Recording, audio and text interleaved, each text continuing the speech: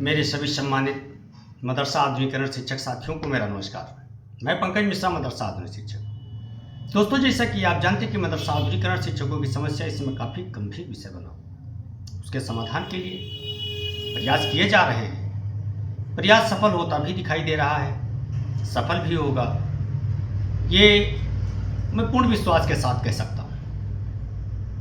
और ये विश्वास क्यों जगा है, इसके बारे में आपसे हम विधिवत चर्चा आज करेंगे, क्योंकि आज 3 दिन के बाद हम वीडियो संदेश बना रहे हैं। हालांकि कल एक वीडियो मैंने डाला था अपने चैनल पर। उस वीडियो में तरह तरह के लोगों ने तरह तरह के कमेंट किए हैं। उस वीडियो को डालने का मेरा एक ही मकसद था कि इन चीज़ों से लोगों को बाहर निकालना है।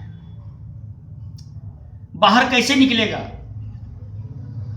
क्योंकि सरकार ने बड़े बड़े दावे किए हैं कि मदरसों में मैंने आधुनिक शिक्षा लागू किया है।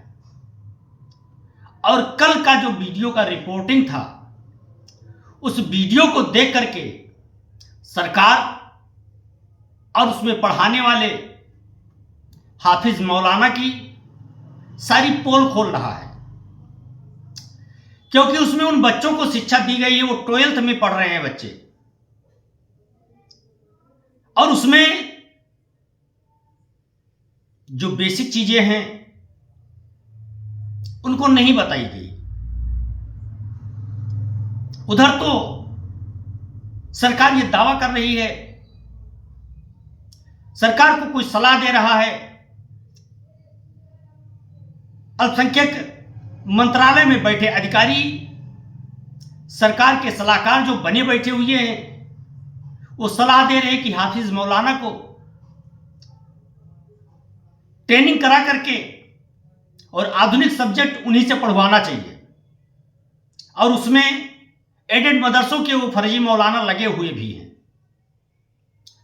उस वीडियो को डालने का मेरा एक ही मकसद था कि जो दोनों का मत है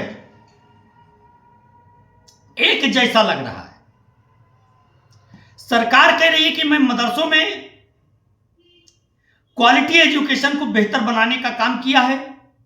हमारे मंत्री जी कह रहे हैं कि मैंने कंप्यूटर साइंस, इंग्लिश, मैथ, विज्ञान आदि विषयों का मैंने समावेश किया है। और उन बच्चों को देख करके ऐसा लगा कि ये हिंदुस्तान का दुर्भाग्य है कि बच्चे कह रहे हैं मुझे दुनिया से नहीं मतलब है, मुझे अपने आखिरत के लिए पढ़ाई करना है।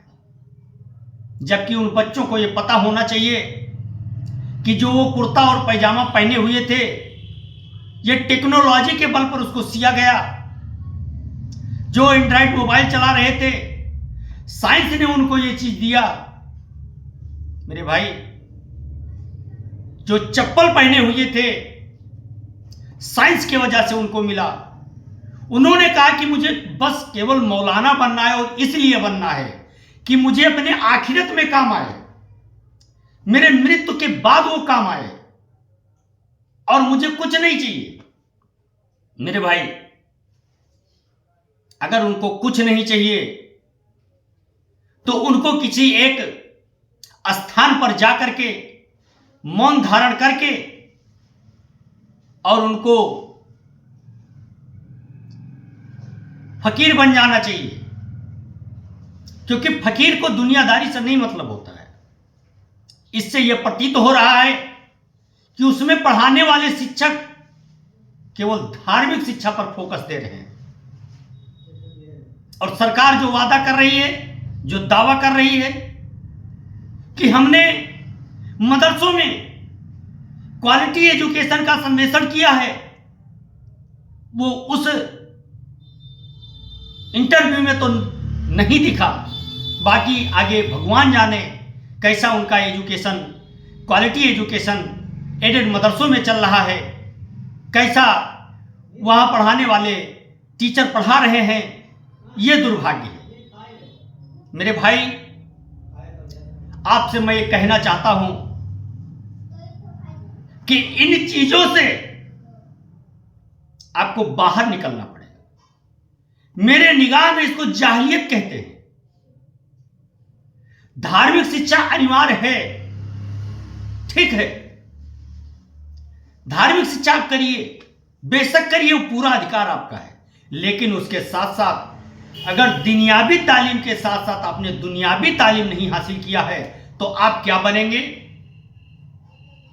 मौलाना बनेंगे, मौलवी बनेंगे, हाफिज बनेंगे, कारी बनेंगे। करेंगे क्या? मिलाद कराएंगे, फातिहा पढ़ाएंगे, जनाजा पढ़ाएंगे, तकरीर करेंगे। लेकिन अगर 1 मिनट के लिए सोच लिया जाए कि हर घर में अगर यही लोग बनना शुरू कर दिए तो कितने लोगों के यहां आप तकरीर करोगे? महीने में कितने लोग आपको इनवाइट करेंगे? कितना फातिहा पढ़ाने जाएंगे? कितनी कमाई कर लेंगे? आपकी अपनी आजीविका का आप कैसे चलाएंगे मेरे भाई? ये एक सवाल खड़ा होता है। और अगर आपने दुनियावी तालीम हासिल नहीं किया है तो अगर आपको दिल्ली जाना है कैसे जाओगे? यही सोच रख करके अगर सभी लोग पढ़ें तो क्या कोई गाड़ी बन सकता है? कोई मोबाइल बन सकती है जो आज लोगों की दैनिक जरूरत बन गई है? इसलिए जितनी जरूरत हमको दीन की तालीम की है उससे कहीं ज्यादा जरूरी दुनिया के तालीम से भी है। इसलिए मेरे दोस्त, हम ये नहीं कह रहे कि आप अपने दीन धर्म को छोड़ दें या आप अपने दीन धर्म की तालीम ना हासिल करें, लेकिन मैं उनके अभिभावक से एक गुहार लगाना चाहता हूं कि दुनिया को देखने के तरीके अलग अलग हैं। हो सकता है जब उनसे पूछा गया उन बच्चों से कि मोबाइल कैसे बनी, चांद रोशनी कैसे देता है, चांद कैसे चमकता है, उन बच्चों का कोई जवाब नहीं था मेरे भाई, क्योंकि उनको ये चीज नहीं पढ़ाया गया। उन्होंने ये कहा कि चांद पृथ्वी से कई गुना बड़ा है। इससे आप क्या समझते हैं? उनको कहां लिए जाया जा रहा है? इस चीज को समझना होगा। एक सवाल उन्होंने कहा, जब पत्रकार महोदय ने उनसे पूछा क्या यह पृथ्वी चल रही है या साकीन है, उन्होंने कहा कि पृथ्वी चल रही है। यह देख करके बड़ा सुकून मिला कि चलिए इतना ज्ञान तो है। लेकिन जब पृथ्वी को पूछा गया कि पृथ्वी किस तरह दिख रही है, अलग अलग मत थे। खैर, इसकी जरूरत है मदरसों में, क्वालिटी एजुकेशन की जरूरत भी है। और क्वालिटी एजुकेशन मिलेगा कैसे? क्योंकि सरकार ने 24,000 शिक्षक जो क्वालिटी एजुकेशन दे रहे थे उनको बेरोजगार कर दिया। 7 साल हो गए उनको तनख्वाह नहीं दिया गया। तो भैया ये बताइए कि खाली पेट कोई कब तक काम करेगा? लेकिन थोड़ा सा पॉजिटिव रिजल्ट आना शुरू हुआ है, इसलिए आप लोग थोड़ा संयम बरतें, धैर्य रखें और जितनी जरूरत दीन की तालीम से है उतनी जरूरत दुनिया की तालीम से भी है। क्योंकि अगर हम अपने दुनिया के बारे में नहीं जानेंगे, अपने देश के बारे में नहीं जानेंगे, तो हम केवल एक ही चीज देखेंगे, केवल अपना दीन देखेंगे और दूसरे लोगों को हम गलत ठहराएंगे। पक्की बात है, क्योंकि और चीजों से हमसे मतलब ही नहीं रहेगा।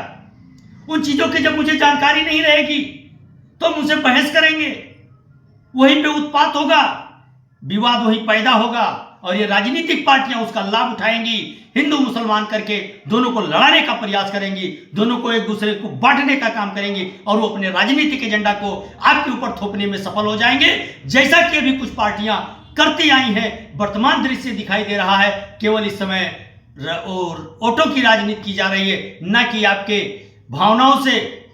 इन लोगों को कोई मतलब है? आपकी भावनाएं आहत हो रही हैं, होने दो। आपका नुकसान हो रहा है, होने दो। उनका एक ही पर्पस है, केवल अपना वोट बैंक। मेरे भाई, आप वोट बैंक बनना बंद करें, किसी का लालच अपना बंद करें, अपना एक लीडर तैयार करें। और जब अपना एक लीडर आप चुनोगे, किसी जाति विशेष धर्म के लोगों को नहीं चुनोगे, किसी के ऊपर अपनी जाति नहीं थोपोगे और अपनी जाति का वोट बैंक नहीं बनोगे, तो आपको अच्छे अच्छे लीडर मिलेंगे जो आपकी बातों को समझने का मादा रखते हैं। और मेरे दोस्त, जिस दिन आप ये करना सीख जाओगे, उस दिन आपको कामयाबी की बुलंदियों पे रोकने वाला कोई नहीं होगा, क्योंकि आप दिन प्रतिदिन अपना सीढ़ी चढ़ते जाओगे मेरे दोस्त, और कामयाब हो जाओगे। यही चीज मैं कहता आया हूं अभी तक, यही कहता रहूंगा जब तक ये सार्थक नहीं हो जाता है। आज के लिए बस इतना ही। नमस्कार, जय हिंद, जय भारत, भारत माता की जय।